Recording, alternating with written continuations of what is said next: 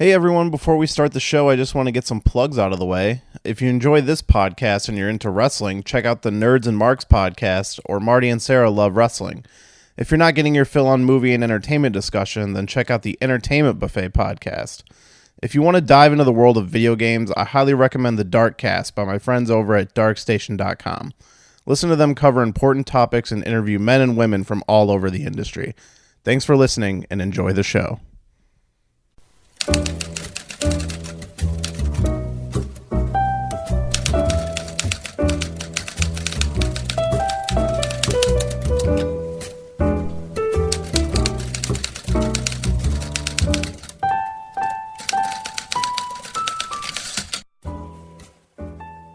Hello everyone and welcome to Shelved. I am your host, Jeremy Meyer. Now I know this episode was supposed to go up on Friday, but I have had the worst luck with getting sick lately. I'm very sick right now as I record this. I am barely holding it together right now, but I was late on recording the intro for this episode, which I said would go up on Friday, and again, that's my fault. But today we have our first guest episode in a while. I have my good friend Eric Zisselman on to talk about a spy movie, which is a genre we haven't really covered before. I guess we did technically do a couple James Bond episodes, but to me, James Bond's a little more adventure, fantastical. It's different than like an average spy movie, although they are very much spy movies. So I guess you can kind of take that as you want. But yeah, so this episode is a script called Black Winter, which is an interesting movie. I was kind of down on it when we first were looking at it, but as we read it and as we discussed it, I think we ended up having a really great discussion. Sorry, this intro is not going to be too long just because of how terrible I'm feeling right now. But yeah, so we're just going to jump into the episode. I didn't plug the social media in the episode, so we're just going to do that right now. If you want to follow us on Instagram or Twitter, it's at Shelved Podcast. If you want to email the show, you can email us at shelvedfilmpodcast@gmail.com.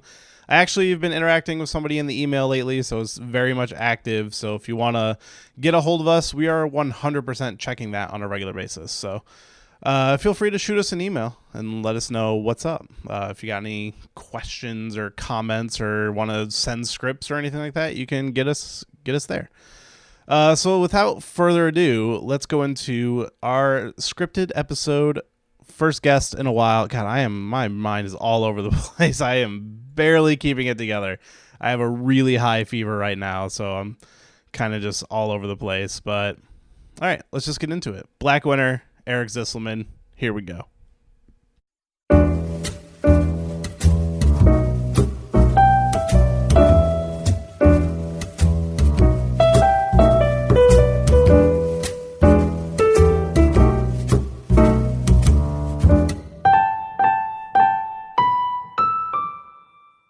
Yeah, right? It's been a while. Yes, it has.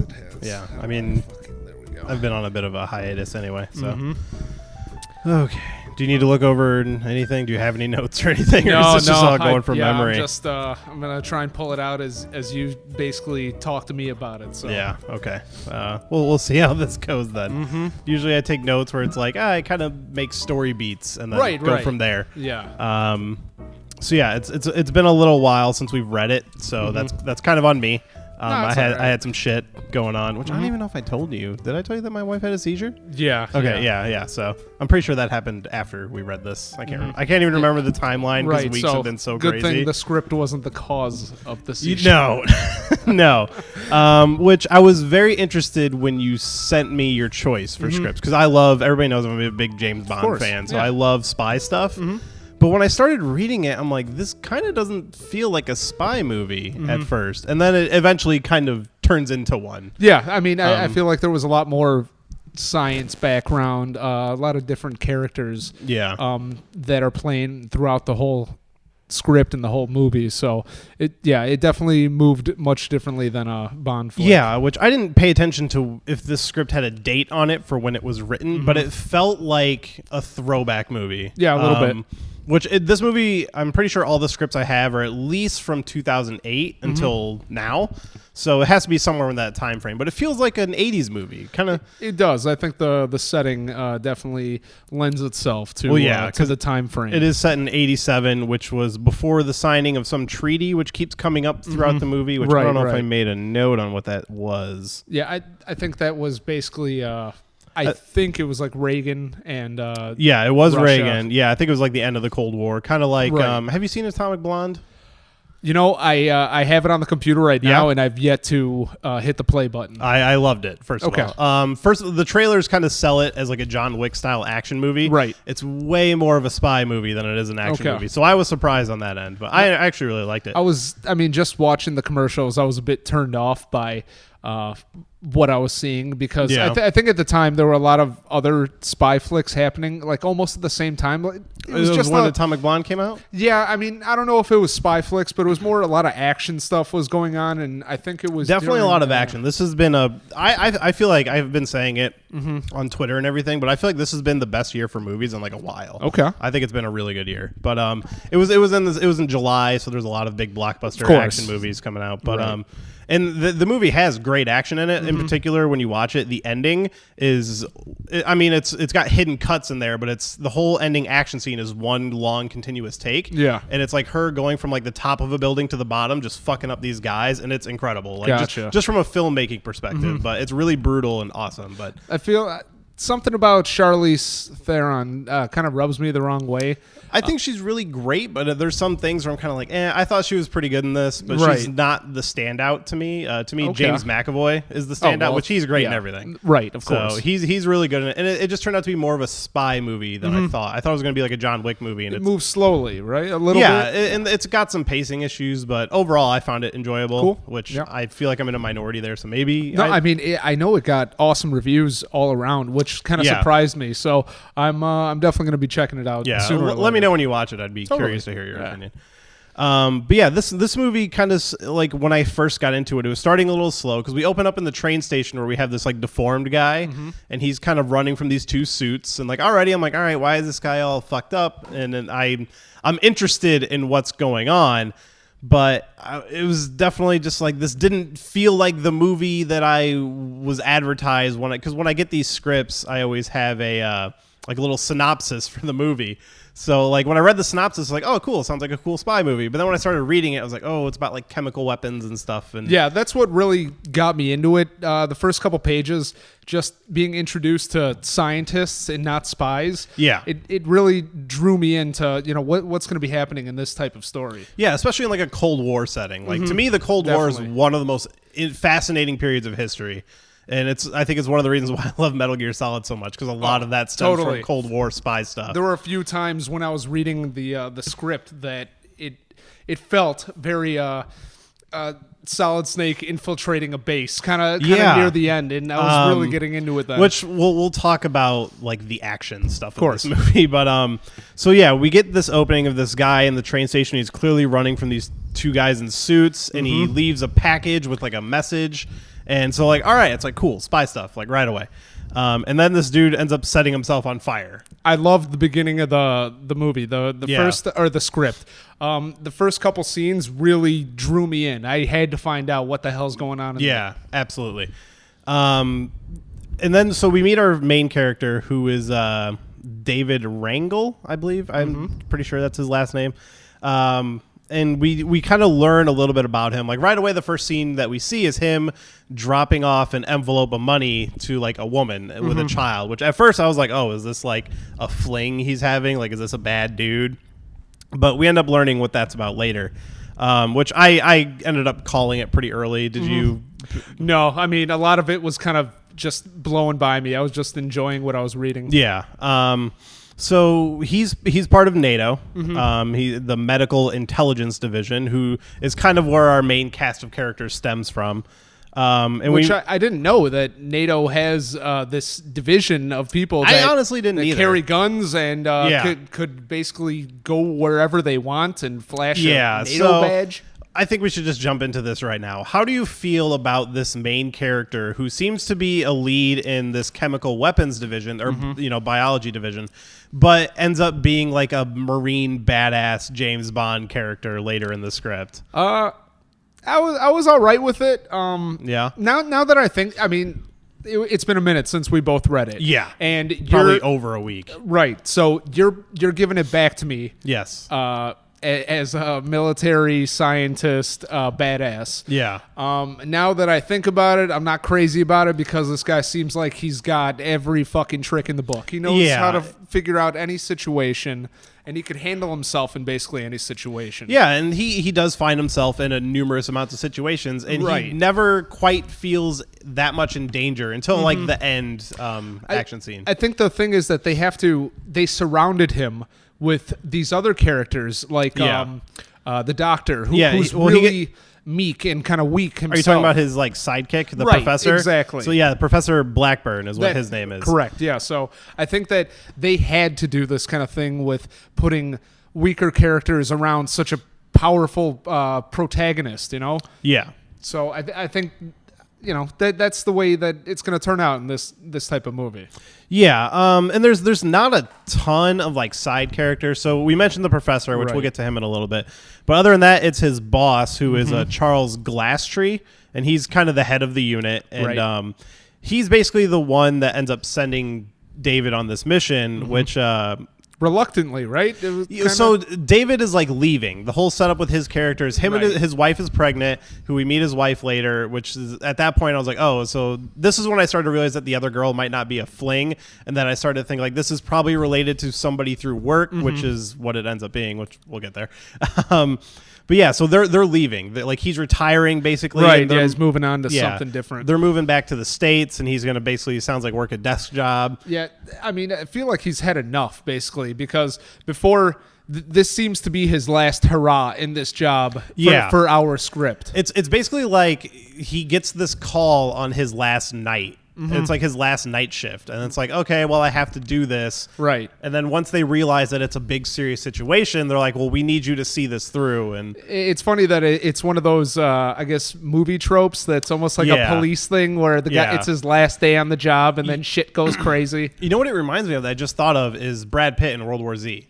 Okay. Like it's kind of the same thing. He's like a NATO scientist guy, but ends up having to go on this globe-trotting badass mission. Yeah, it seems. Yeah, I mean, I guess you could do that with that. There's another trope right there. Yeah. Yeah, badass scientist that goes everywhere. These are the only two examples I can think of, but I'm sure there's more. I got to think of like Jeff Goldblum maybe in Independence Day too. And Independence Day. Yeah. What about Keanu Reeves in Chain Reaction? Probably. I haven't seen that in years, so I don't remember. I actually saw that a while ago, and it's pretty funny. The general and the characters that you realize people that are playing these Russian accents that are English or American, and being Russian myself, I kind of take a bit of umbrage when it's your just generic Russian accent. You're like, come on, guys, how many times you have to see Gary Oldman as a Russian? And exactly, and he's just saying your basic Russian lines, you know. So, what I do know about Chain Reaction is part of that movie was filmed in my hometown or near my hometown. That's pretty awesome. In Kankakee, nice. Like the parts at the facility or whatever. I think they did in Kankakee. Cool. So basically, we meet the professor Blackburn, who he's getting fired from the college he works at because he proposed this theory of this like doomsday pathological weapon, and everybody called him crazy, which they call Black Winter, and that's the name of the script. So, not a bad name. No, it's not, and I'm not a huge fan of like viruses and stuff being our main crux of a script. Like things like movies like Outbreak and stuff like that just don't really do it for me. So when that plot got introduced into the movie, I was just kind of like, you give it an eye roll. You're like, I'm like, and I don't know. I don't know why. It's just that kind of stuff doesn't interest me. I hear you. But I will say by the end of the script, I was more into the idea. Well, definitely. It's one of those hidden antagonists, that that it's an unstoppable killing machine. Yeah, which, speaking of antagonists, there is no real villain to this script until like the last 20 pages. Right, yeah, unless you consider the virus the villain. Yeah, because like as I was reading it, I was like, wait a minute, I'm on like page 60 or 70, and I'm like, I don't know who the bad guy is. Like, where's this going? Yeah, we know there's a virus, and like, well, we do only because we saw that guy die in the beginning, but it never shows up again until the end of the movie when we're introduced to our villain, who ends up being just some general guy, and it's kind of like, why should we care about this dude aside from the general like this is bad type situation? I mean, playing devil's advocate, I do think that is also kind of the most terrifying thing, because there is no true antagonist, and now all we're doing is we're reading characters are reacting to these situations, which is pretty plausible in our reality. So I mean, you know, there's not always going to be this bad guy holding a fucking gun. Yeah, like the bad guy is the conspiracy, because we know there is tension in the script. Like we know that these guys are chasing the trail of this virus, and they got to figure out where it's coming from, if it's real. And at the same time, there are like a couple guys in suits that show up to kind of like, hey, you know, somebody's on the trail, we got to take them out. That's what kept me into it at the very start, hearing about one or two kind of suited guys with birthmark or something odd that would makes you relate to these guys. I enjoyed that part of it. Yeah, and like you said, it's the things that keep it interesting as it goes. I did see in my notes, it is the weapons disarmament treaty that they were signing. So that's a big deal right there. And this is in 1987, so it's based on a real thing. Definitely. And, so the David, he gets stuck kind of working a night shift, and that's when this professor, he gets a clue from the guy who died in the beginning. Right. He got a phone message, and so he's calls the NATO to leave, you know, like, hey, I have this thing. Right. And that's what pulls David into it, which he thinks the guy's a crock, and he doesn't He's buy been into through it. this a bunch of times, I'm sure. Yeah, and he's even kind of like, oh, yeah, like super virus. Like, we haven't heard this before. Right. He's requesting someone else to be put on it. He's leaving. He wants to see his wife and start his new life. He's just like, I'm done, and I don't want to deal with this. But the guy's like, well, consider this your last hurrah. Right. So, yeah, he ends up going to meet Blackburn, and this shit kind of hits the fan from here. And so that's when he starts taking it seriously. We do get introduced to an MI5 agent named Morrison, who kind of doesn't really factor into the script very much, aside from he puts pressure on David's boss. Right. And because the whole thing is like they need to get this, because if Russia's making some super weapon that could really violate this treaty, and signing this treaty is the most important thing, so they need to figure it out before the deadline. So that's kind of like our time frame. Right. Here. They're constantly, you know, superimposing how many days until the deadline in different scenes. So the thing that kind of makes David believe it's true is they find the package that the fucked up guy in the beginning had hid, which he put his blood on it, and Blackburn was looking at the blood under a microscope, so he has evidence of it being real. But when he brings David in, the sample's gone. Like he'd been sent it to the lab, so then they have to go to the lab. But then when they're there, they find out someone is sabotaging it. Of course, yeah. So like right there, you got some spy stuff. Totally. Which, what is your? I should have asked you this at the beginning, but how are you with spy movies? Like, what's your opinion on them? I love them. I mean, you know, I'm not gonna say that. I mean, James Bond is more of almost like a action. Movie. There are some James Bond movies that are very spy. Like Casino Royale is like a great spy movie. Totally. And From Russia with Love is like a great spy movie. But most of them are like action, you know. Right. Fluff. No, I definitely love the spy genre. Tinker, Tailor, Soldier, Spy. Did you watch that one? Totally. I've been dying to watch that. Yeah, I haven't seen it yet. It's slow and each character, you're constantly reading characters as you're watching this, because you want a spy movie to be a little slow. Exactly. I mean, that's the thing. I need tension when I have James Bond running up the side of a crane, running after someone and doing parkour. I'm kind of like, you know, nowadays. I mean, obviously, I'm a little bit older, but I feel a lot older. This kind of shit makes me roll my eyes. Although I do love that chase. Yeah, no, right. I mean, it's fun, but I'm there for James Bond, and hopefully something intriguing and something that makes me think. I've seen these action scenes 100 times. Yeah. So Again, I do love the spy genre, and I try and read as many spy novels and that kind of stuff as I can. It's a lot of fun to me. But have you ever read a Tom Clancy book?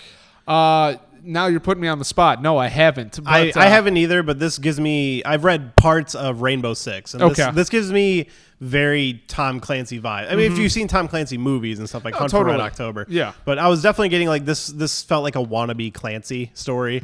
And Rainbow Six does have to do with like a virus as well. Oh, totally. So. I mean, it feels like a video game. I mean, these little background things kind of feel video game-esque as the past, I'd say, decade. Video games have definitely elevated their stories and themselves. They've been taking a lot from literature and from cinema. Yeah. So you see that kind of stuff, but I know exactly what you mean.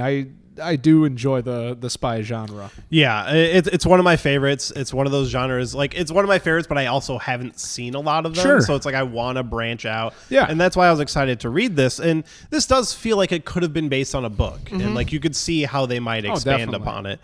But yeah, getting back into the script. So they end up getting led to a hospital, which is where the fucked up, burned up guy in the beginning. Right. It's where he worked, and he was basically like, he knew Blackburn, which Blackburn throughout the script is constantly hiding information. Yep. Like, David keeps learning stuff that he didn't tell him, and he's like, when the fuck were you going to tell me this, man? Like, and up to the point where he's eventually holding a gun to his head. Like, if you keep doing this, I'm just going to shoot you. Do you feel like that was almost a ploy by the writer? Because if he didn't... I do, because there was never a reason for it. Right, that's what I'm saying. I mean, why would this guy be holding off information unless we're just trying to move the story along? Like, the only other thing I could think of is maybe they were trying to make you second guess Blackburn, which for a while I was like, oh, is this guy going to turn out to be the plausible, villain? Sure. Yeah, but like as I'm reading it, it's like, well, that could be an angle, but it's not really making sense. And he's too dumb. Yeah. It just never ends up going anywhere. So it definitely felt like just a trick. Like, hey, let's try to trick him, which is fine. But if you see it coming from a mile away, yeah, because there were a few points I was questioning, like, was he going to be the bad guy? You know, right. So it wasn't completely effective, but it worked a little bit. But it definitely was one of those things where, like, by the end of it, you're like, oh, that was just deception. And yeah, I feel like a lot of characters are met through Blackburn. Like, there's no actual I guess introduction as opposed to just bumping into someone in a bar. Literally, that's what happened to every side character. That's what. Everyone, they just somehow. Victor, I haven't seen you in 30 years. It's so good to see you. You're like, what the fuck? That's exactly what happens at the hospital. Is they meet Anna, who was the wife of the guy that died, and then you find out, she's Blackburn's old fiance, even. Right.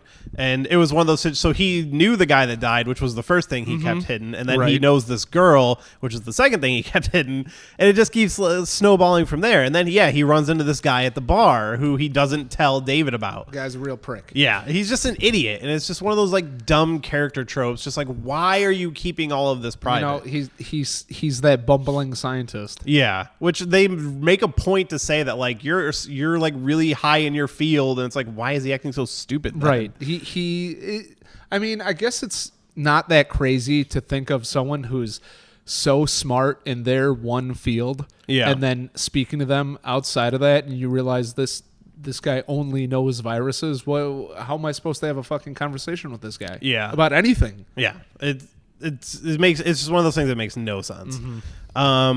So one thing we learned about David early on is he has an inhaler, and it kind of keeps popping up throughout the script. Yeah, I knew that was gonna. Yeah, and I kept waiting for it to come up. Exactly. So we get the story of the woman he was leaving money for and the inhaler all in one thing. But basically, he used to be in the military, and he was with a buddy, and the buddy got killed in a chemical weapons attack, and David inhaled some of it, so he has damaged lungs. So that's why he has the inhaler. And he tells Blackburn this story because at one point Blackburn isn't going to go with him on the mission. He's like, hey, I gave you what you needed, and I don't want to get killed. Right. But he uses this to like story to convince him to come along.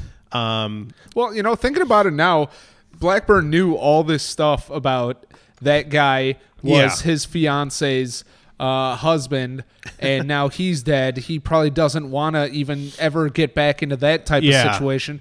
I mean, And he has to know eventually the path is going to lead to her. You know, it's always interesting when we both read the script and we both formulate opinions about it. But once we start discussing it and hearing the words like that we're talking about, it opens up in my mind a little bit. Now I understand why Blackburn was a bit hesitant about going to Russia to maybe. Yeah. I mean, first of all, Russia's fucking huge. Who knows if he'll see his ex-fiance, even let alone that guy with the big beard who's a bearded scientist. He just runs into people. Yeah. Yeah, so it's pretty wild. We do run into, so they go to a bar, which basically we learn about this general who, or he's not even like a general, but he's somebody in the Russian military who's kind of like all about his image and stuff. And he came off as like Colonel Volgin to me. He had his own faction in the Russian army, and they wanted take away his funding basically. So he just that's actually a different character. That's the bad guy. But I'm talking about the guy who no, that's fine. Right. I'm talking about the guy who like leads them to the bad guy. Okay, because one of the notes they got was like a number from the dot, and they don't know what this number is, but they know this guy who I can't remember exactly what his name is. Fedorov. I can't remember what his position is, but basically they lure him to this bar, and Dave confronts him in the bathroom. Right, yeah. And we find out that Fedorov was trying to defect, and he thought Dave was there to help him defect. Sure, right. But in reality, they just happened to spy mix-ups. Yeah, it happens all the time. And then that's when Blackburn runs into this guy at the bar, which I'm trying to see if I took a note of this guy's name because he ended up being important. Right. No, I recall who you're talking about now. Yeah, but yeah, so it's basically just like, oh man, what do you? He's like another doctor, like another scientist. Like, oh, what are you doing here? Just happens to run into him again. Yeah, and Anna kind of ends up pulling him out of it, saying like, hey, don't talk to this guy. You're gonna spill information. So they, she tricks him to be like, oh, there you are, and they could dance on the dance floor. Right. So basically, Fedorov leads them into like the secret metro tunnels under Russia, which if you played Metro 2033, which is the first thing I thought of. Really, because I do know that there are some hidden. Well, I guess they're not hidden, but there were special subways in Russia. Yeah. Which the only reason I even know about these is because of Metro 2033. Right, and they're extremely ornate. All these tunnels, because when they were expecting nuclear fallout, they were gonna put all the population into these tunnels, and they were beautiful. I mean, there's like, which is the plot of Metro 2033. Well, there you go. I haven't played the game, guys. I'm just telling you. It's also a book. Which, I believe you. I might have the game. I should let you borrow it. It's actually really good. It was on I've heard good things. PS3 and they redid it for PS4 and all that. Gotcha. But yeah, so he leads them into these tunnels, and they're basically that's where all these secret labs are. And yeah, like you were saying before, there's this general who, because the Soviet Union's basically falling at this point, and everybody in Russia is trying to get theirs. Right. So we finally get introduced to our villain like 70 pages in, who's this general whose name I'll never be able to pronounce. Venerov? Let me Vernyov? Yeah, turn it to me, huh? What do we got? Vernyov. I guess Vernyov. We could go Voronov. Voronov? Yeah, as long as we got the OV at the end, we know he's a Russian general. Yeah. Which the only Russian general I always think of is from GoldenEye, General Arumov. See, there you go. All the Russians are OVs. I know from experience. As I was reading the script, every time I saw his name, I just read Arumov in my head. Sure. Just because, that's a James Bond villain. Absolutely. So yeah, this guy, he was basically running this chemical weapons thing. And then when the Soviet Union starts to basically collapse, he's like, well, we're not going to fund you anymore. Right. So he kind of just broke off on his own. And his idea was to make this weapon and just sell it and just get rich. Yeah. Highest bidder. Yeah. As you do as a Bond style villain. Yeah, absolutely. If I ever, if I have a virus, Jeremy, and I'm going to, I lose my position, I got to sell it quick. I got to get out. Yeah, exactly. Make money quick. Which I found this other guy's name is Torksin. That's it. Okay. The other doesn't doctor. Sound like a Russian. No, everybody's got a weird fucking name in this. He's from America. Okay. He's the scientist who comes over. Gotcha. Which we end up learning. So when they get into this, actually no, before that happens. So they help Fedorov helps them, and then they're leaving, and they're like, "Here, you take our car," because I think they ran into some soldiers that they got away from. Right. And they're like, "You take the car, and the guy who's going to help you defect, they'll come find you." Of course, he goes to take off in their car, and it blows up because somebody planted a bomb on their car, and they didn't know. Of course. which when they got to Russia, they had like a guy driving them around. So naturally, Dave suspects this dude. Right. But he goes to that guy, and it turns out it wasn't him. Yeah, he threatens him, gives him a couple elbows. Like, which is a good scene. He like shows up at his house, and he has his family there. It reminds me of the scene in Taken at the end where he's like in the main bad guy's like family's house. I think he shoots the dude's wife or something. Yeah. But that was great. Yeah, that movie's so good.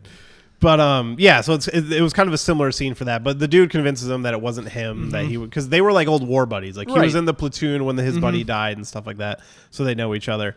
But basically they're going to go break into this main facility, which they find out that number they had was actually the number of the laboratory. Right. So Fedorov is able to lead them to that laboratory before he's all blown up still. You know, I'll tell you, the number was written in the script. Yeah. With a different color and almost, it wasn't like a hashtag, there was like but there were like, symbols, there was a couple upside down triangles. I haven't seen that in any of the scripts that we've read. And you'll run into that was from definitely time helpful. to time. I thought that was pretty cool. Yeah. You'll run into stuff like that from time to time in scripts, which like I don't even know how they fucking get those characters in there sometimes because I don't see that stuff on a fucking keyboard. But I mean, they could have just, just writing the script, it could have said symbol on door. Yeah. That they could have thought of something later. Yeah, but no, he actually literally wrote down, it was like, F16 dash square upside down triangle. It was like a bunch of weird shit. And yeah, that was cool. And again, this is like some cool spy shit. Like we're following a series of clues. We got the package that leads us to the doctor, that leads us to the guy's tooth, the exploding car. Yeah. And then, and in between this, we have a couple guys showing up trying to kill him. And so we get a little bit of gunplay in the movie. Perfect spy movie. Yeah. And like I said, it feels like a throwback to like an 80s movie. Because like as I'm reading this, I picture, who's the guy? Is it Jeff Daniels that's in Dumb and Dumber? Yeah. For some reason, I kept picturing like a younger version of him. That's not bad. As David. I like that. Yeah. Granted, if they made this movie now, he's probably way too old for that. No, I hear you. Somebody but that's not bad. of his look and caliber in like that age, like the 40s. Interesting. Yeah. So that was kind of who I was picturing. But so Fedorov leads them to the lab, which is where we finally meet this general guy for the first time, who's typical bad guy Russian general. Right. But we find out that Torksin, god damn this guy's name. Yeah, Torksin is working with this Russian guy. So you're like, oh, fucking American traitor, blah, blah, blah. Right. But then he's like, no, I'm actually with the CIA and you're blowing my cover. Right. Which was another fun spy thing, is we get like a crossing over of and there was like a small fight scene almost when he tried to attack him, and then the CIA Torksin just fucking knocked him out and then gave him his hand, let me help you up, and this is what's going on. Yeah, and it's one of those things like, do you believe this guy? Do you trust him? Because it literally comes to the point where they have to let this guy go and like hope that he doesn't rat them out. Right, because he was part of the American infiltration, basically part of the CIA, and they were the ones who were actually going to be getting Fedorov out, which we'll get to the rest of that later. But so we meet our General Vernya, how'd you say it? Voronov. Yeah, we'll around there. It's something like that. So yeah, like the whole concept was, the lab was shut down 5 months ago, but this one's still working, and so that's the one where this guy's at. And they get stuck in the labs as the general's bringing a bunch of like innocent people there, and he's like, hey, we're gonna do final tests on this shit, and we're gonna basically kill these people to show that the product works. So the doctor, he's like trying to buy time, like, oh no, it's not ready yet or whatever, and he's like, fuck it, man, we're gonna do it anyway. And this leads to like kind of our big action scene at the end here, which I do like, this whole breaking into the facility. Like they do a lot of cool things. Like they bring this big fuel truck and they blow it up. Right. To set diversions. Yeah. And then they show up and saying, I think in like hazmat suits, and they're like, hey, we're checking a leak or whatever. So we need to make sure nothing's leaking out. Right. The guard had to check on their thing, and they told the guard, listen, if you don't fucking let us through right now, everyone's going to be in shit out of luck. Yeah. Everyone's going to be fried. And he's like, are you willing to risk that? And it's these kind of moments that to me feel like 80s movie. Yeah, definitely. That's one of those things you're always going to see in a fucking movie where, I mean, diversion, if you don't let me in there, we're all dead, and the guy's like, I don't know what to do. I guess just go. Yeah. And you even get that moment where they go try to open a door, and then a scientist open it, so they just punch him and like take it instead. No, that's what was crazy. I mean, I'm going to video games a little bit, but in Metal Gear Solid 3, when you're infiltrating infiltrating Groznygrad in the giant facility, and then you go into that fucking library area, and there's scientists everywhere, and they're terrified of you, and they're running for your life, and you have a cigarette spray that puts people to sleep. I wish. I mean, listen, it's a movie, and they're going for the general audience. Yeah. But if it would be a lot of fun to see that kind of shit. Oh god, I'd love a cigarette spray in a movie. Just fucking shoot out the gas and knock somebody out. And then that is one of my favorite parts of that game. Real funny stuff. So to me, that's what it feels like. And Metal Gear Solid was very much a throwback to that kind of stuff too. So it all kind of goes together. So through this whole ordeal, David ends up getting captured, and he gets thrown in the room with Torkskin and all these other people. Yeah, all the old guys that they brought in to test, to do the last tests of basically the nerve gas to see how potent it is, and who it's gonna kill.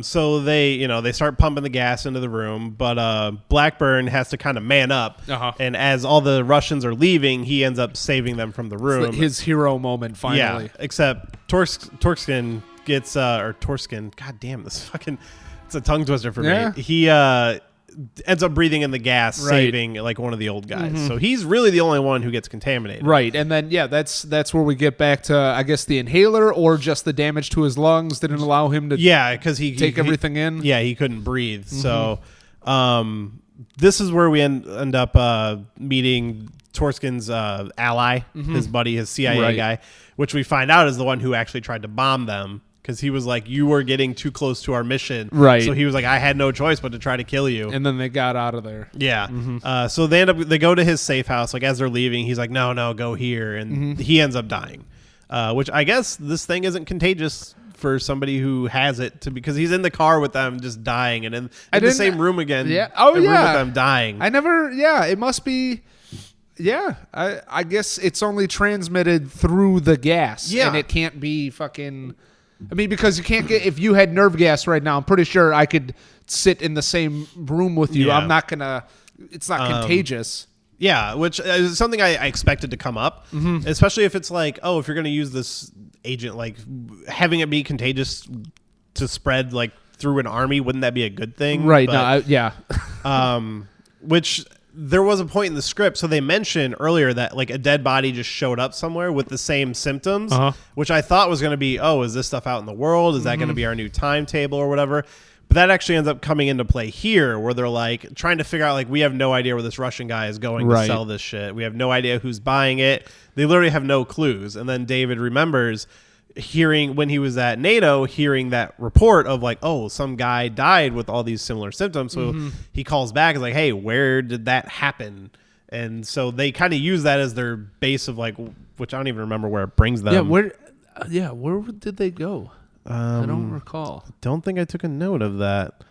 Because remember, we're a week old on the reading, so apologies. It doesn't look like I took a note on it. Yeah, I just mentioned the meeting.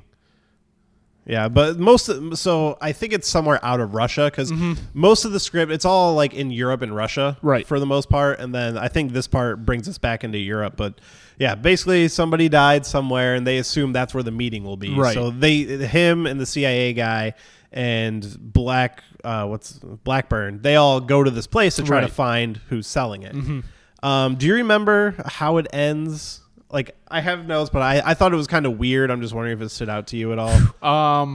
Man, I remember. They go to the meeting of where, please, and they're sneaking into this building, which Dave has to come in through the water because there's no way. It's like on the coast, right? He had to go real far underwater. Yeah. Like it was almost like entering what is it? What's that, Sean? The Rock almost. Like he had to swim under and then go in. Yeah, because there was no other way to get in without being spotted. So he goes there and he sees the Russian and they're like selling it to somebody who he can't see because the back is his back is to him. And then all of a sudden people just start getting shot and dropped. And so this leads to him chasing the Russian down like a set of tunnels. Yeah, and he ends up finding this general and. This like Russian sniper just like shows up. Right, KGB guy. Yeah, and it's just out of nowhere. They're in on it too. So that's real interesting because the general is again, he was going behind I guess the government's back to sell this. Yeah, but the government I guess was the Russian government was constantly watching him, and they always had an eye on him. So I guess they must have spotted that now another party was being brought in, CIA-wise, or David's party with Blackburn. So now it's coming back to me that he came in with his Dragunov sniper rifle, and he basically saved Dave. He saves Dave. It kind of turns into like a Mexican standoff. Right, where, like, right. The general is like, I'll give this to you. You help me, and David's got his gun side, on him. right? To the Americans, because the Russians will kill me. Yeah. Yeah. And then this Russian sniper is like behind David in the tunnel, and he ends up saving David by just killing the general. Right. And then it turns into this point of like, oh, who's going to take the virus? And David's like, look, fuck you guys. We're just going to destroy it. Right. Because this thing is just way too fucking dangerous. And the Russian just like agrees. Of course. Yeah, he's like, all right, fine. And he just leaves. Yeah. And like, to me, it just like comes out of, to me, it felt like it came out of nowhere. Like all of a sudden this Russian shows up who's not a character that ever gets a name or gets introduced. It's just this random character, which I guess was fine in the grand scheme of things. I know where you're coming from. Yeah, it felt a little clunky. Right. I can understand how, we want to see everything, seeing the strings to everything coming together, especially in a spy movie where everything someone does should lead to something else. Yeah. The thing that bugs me the most in a movie like this is, and the Sherlock Holmes movie is a really good example of this. That's a movie I enjoy, the first Robert Downey Jr. one. Of course. But it has its flaw in the sense that at no point does the movie ever let you figure it out. Right. Like, literally things are just happening, and you have zero idea of what's going on until the very end when Sherlock Holmes explains everything. And to me, it's like, well, I want to be on the journey with you, but if there's literally zero chance of me figuring it out, like I don't enjoy that. Yeah, no, I totally understand where you're coming from. Again, I think that's a real lazy way for you to make a movie, and then at the very end, then give me everything when we should be. I mean, listen, I'm a viewer, and I'm kind of in the same seat as the main character. We should be traveling together. Like a good version of that would be The Prestige. Okay. Like the movie drags you along through the whole thing of like, how is he doing this trick and blah, blah, blah.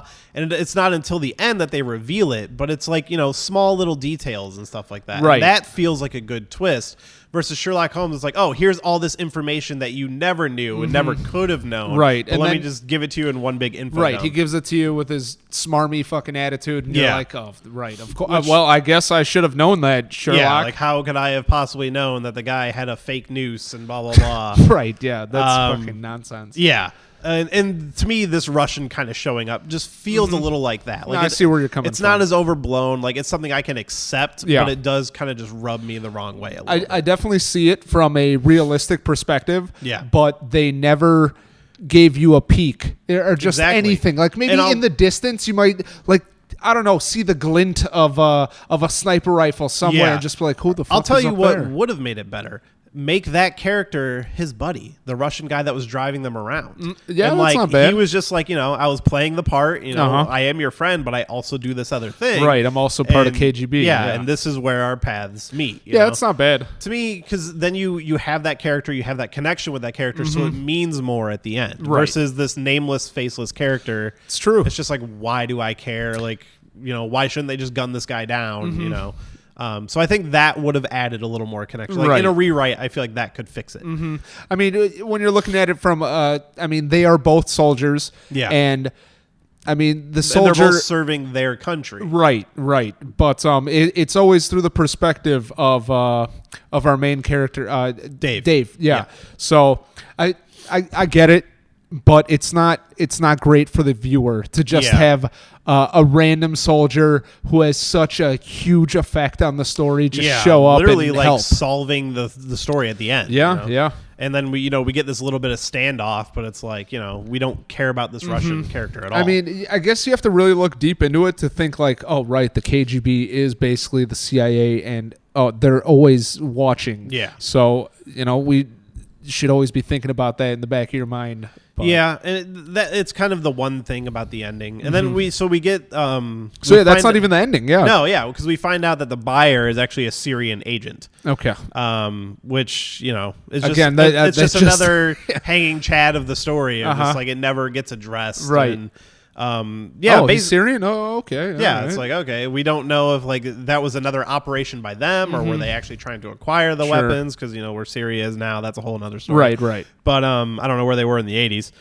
But it kind of just starts wrapping up from here because, like, as this all has been going on, we get a lot of pressure on Glastrey as he's trying to, like, am I going to have to tell Reagan that we can't sign this because the Russians are going to fucking have this weapon or what's going on? And who's Glastrey again? He's Dave's boss. Right. So he's the one that's basically he's actually been trying to tell David to stop fucking around the whole movie. He's like, just leave it. Yeah, they have a couple different conversations throughout the movie, and it's like, hey, man, like, is this going well? And he's like, well, I don't really know what's going on yet. And it's just like, dude, you need to fucking wrap it up. And I would have liked to see a little bit more from Glastrey because he's in such a difficult position. Yeah. Because he sent David out to take care of this virus that might be getting out. Potentially worldwide Exactly. disaster. But at the same time, he needs to have this treaty signed. Yeah. And if the Russians are actually like, they can't be the ones responsible for ruining it. Exactly. Basically. Right. So, we're basically lying a little bit just for the greater good almost. Yeah. But we actually don't know what might happen from their point of view. Yeah. Like, you get a little bit with him because, like, he gets pressure from, like, a CIA guy. Right. But it's just kind of like showing up to remind you, like, hey, there's a ticking clock. Right. Like, it doesn't add a ton to his character, give him a lot to do. Yeah. But it just adds those elements to just be like, hey, let's keep it going. Like, right. I feel like the superimposition of the dates and the times of when this treaty is happening. I mean, obviously, as we're sitting here speaking about it, it doesn't give a lot of light, brings light to that aspect of it. But I'm sure if they made the movie, you'd see like almost the White House and then that under there. Yeah. And, it's going to be a lot more important when you're sitting in the theater. Yeah, and we have that to give us the time frame of like, we know this is coming up, which Atomic Blonde, I believe, does stuff like that as well. Which that's why I bring that movie up, is because there are some comparisons between the way this movie is done, except that movie is based around the coming down of the Berlin Wall versus the signing of a treaty. But yeah, and so it ends. The treaty is signed. He moves on. Everyone's with his relatively happy. Was there any kind of cliffhanger at the end? I don't really remember. I don't know. I don't think there was a Russian holding the virus. Nothing like that. But I think there was some stuff with Blackburn, just kind of implying that maybe he would go work for NATO. Okay. Because basically, it's like, dude, you're like wasting your time. Like, you're not a professor anymore. You're wasting your time. And it's kind of this implication of like, this guy could be putting his knowledge to better use. Yeah, well, he's the forefront in this engineering viruses. I forget the actual scientific field, but pathology, I think. Okay, maybe I'm not going to say yes or no, but thing. Regardless, I mean, he's number one in his field, so he better be doing something. Hopefully for the Americans or NATO, which is everybody. Yeah. So he's in a good position. Yeah. The movie actually kind of ends with like a joke because as they're hanging out throughout the movie, as they're in a car, they keep talking about how Dave is playing this like really terrible song on his radio. Right. And the ending it's joke, a Bob Dylan song. Yeah. The ending joke is he gives him a tape of that Bob Dylan tape. Right. It didn't come across to me as anything. No. I know he played the Bob Dylan in a scene, and Blackburn's trying to talk over it because he's terrified, and he just tells him to shut up because he's listening to his music. Yeah, I don't know. That's kind of stupid to me, but yeah, it was just one of those like running. They wanted it. You could tell they wanted it to be a running gag, but it just never was funny. Yeah, I mean, I don't know if I knew more about the song or Dylan in general. It was one of those things where like, I should look up this. There's like 3 scripts I've read that have specifically mentioned a song, and I'm like, I'm going to look up that song, and then I never do. Right. Well, hey, that's what the notes are for. Yeah. So hopefully we'll get to it next time. Yeah. So I might actually look up that song and maybe use that as like the intro song Definitely. For this. But yeah, so that's Black Winter. That was Black Winter. How did you find it like overall? Like reading it, I enjoyed it. I thought it was a bit slow. Yeah, definitely. Which we said before that like a good spy movie should be a little slow, but the slowness of this one is like more in the beginning, right? Where I feel like the beginning should be like bang, like here's something that happens. Was. I definitely think it was bang. I mean, when you got a diseased guy running through the through the subway and stuff like that. Yeah, which that was a good scene, but it's like the introduction of the characters that comes afterwards. It's like, all right, and with a lot of heavy dialogue, because like we're talking about NATO, we're talking about all this like high tech and biochemistry stuff. So like not being a biochemist, that stuff kind of brought it down for me. I wasn't crazy about the script. The movie, if it was to be made a movie, maybe it would be better. I definitely think with a rewrite, it could be a pretty entertaining movie. Sure. As I said, the virus thing just for some reason doesn't interest me. I hear you. But overall, I did enjoy it. But it was like if it came out as is, I'd be like, it was okay. Like it's like a 3 out of 5. Like you can watch it and forget about it. Yeah, I mean it wasn't. I wasn't crazy about it, even with the international feel to it, because I mean we've done a few, you and I, and I think we've definitely diversified our scripts. Yeah, absolutely. And this one just wasn't as good as a lot of the other stuff we've done. No, which some of my favorite episodes have been some of the ones we've covered, like some of the more interesting scripts, like Mountain of Madness and stuff like that. Definitely. But yeah, this one I was super excited for a spy movie, and it just didn't meet my expectations for a spy movie. But in the end, I was like, there were some good parts, there were some good moments. Like I liked the throwback feel. Yeah. But it would never be a movie I could see myself like rewatching. Yeah. Like not even one like, oh, if this was on TV, I'd watch it. I'd be like, oh no, I saw that before. Let's watch something else. I mean, I read the script already. I don't have to fucking see too much more of it. Which if this movie did come out, I would see it. Because, like, as I've been going through my list of scripts, like, there's a movie coming out now that it's like I have a script for. Yeah. It's that Jesse Eisenberg movie, My Friend Dahmer. Oh, okay. Yeah, I've had Jeffrey Dahmer movie. Yeah. Okay. I've had that script for a while. Now I see that that's coming out. It's like, oh man, I wish I read that script. Well, but we still have time. So, yes. Yeah. Which this is one where it's like, oh, I would see the movie just because I read the script, but I wouldn't be expecting a lot out of it at this point. I mean, that I wouldn't mind checking out that script. That's interesting. The Dahmer one? Yeah. Yeah. Oh, if you want to read that one, I'll send it to you. Yeah, we'll check it out. Yeah. The only thing with those movies is I never know how different the script is. Oh, totally. I mean, that's part of the fun of it. That's why I would do it. Yeah. Any last thoughts on Black Winter? Great title. I do really like the title. It's not bad. I like a good 2-word title. Like there was a script I was trying to get somebody to take for so long. I even gave it to you at one point, but I think you were at one just weren't interested in it. But it was called Great Falls. Okay. And like to me felt like something like like Twin Peaks and something like that. Was that the one with the cop? And, yes. Okay. Which I ended up reading and I ended up really liking. Cool. But excellent. Yeah, like I love like a 2-word title like that gives you some mystery. Sure. Independence Day. Yes. Oh, there you go. I love that movie. I mean, getting back to that, it was a good read. It was interesting. Didn't really blow me away. But I'm happy I checked it out. Yeah, like just a little lackluster, but an okay read. Yep. All right, man. Well, that was awesome. It was nice to do this again. Absolutely. I've been on a bit of a hiatus, and it's only right to. You were my first guest. Only right to come back with you. Hey, I always enjoy talking about scripts, reading scripts, and just pontificating on it and seeing what happens. You've always been one of the ones that's way more interested in the reading and learning. That's very this kind stuff. Of you to say. So. All right, man. I appreciate it. Absolutely. All right, and I appreciate everyone for listening. So be sure to check all of our social medias, which I'll tag at the beginning of the show.